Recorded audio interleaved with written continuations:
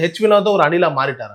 அதாவது என்னன்னா, விஜயை வைத்து விஜயினுடைய ரசிகர்கள் விரும்புகிற மாதிரி ஒரு படத்தை எடுப்பவரை பார்த்து நம்ம அணில்னு சொல்றது வந்து ஒரு சரியான விமர்சனம் இல்லை. அணில் அப்படிங்கிற வார்த்தை யாரை நோக்கி பயன்படுத்துகிறா அப்படின்னா, விஜய் ரசிகர்கள் குறித்து அஜித் ரசிகர்கள் பயன்படுத்திய வார்த்தை. சமீப காலமாக சீமான் போன்றவர்களும் அதை வந்து பயன்படுத்துகிறாங்க. அது விஜயை காயப்படுத்தவும் விஜய் ரசிகர்களை காயப்படுத்தவும். அதனால் இப்போ ஆதிக் பார்த்தீங்கன்னா தன்னை வந்து அஜித்தின் ரசிகராக அடையாளப்படுத்துவதில் தான் அவர் பெருமை கொள்வார். நீங்கள் டைரக்டருங்கிற அந்தஸ்து உங்களுக்கு மகிழ்ச்சியை கொடுக்குதா, அஜித் ரசிகர்களை அடையாள மகிழ்ச்சியை கொடுக்குதா அப்படின்னா அவர் அஜித் ரசிகர் அப்படிங்கிறது தான் தனக்கான அடையாளமாக அவர் விரும்புவார்.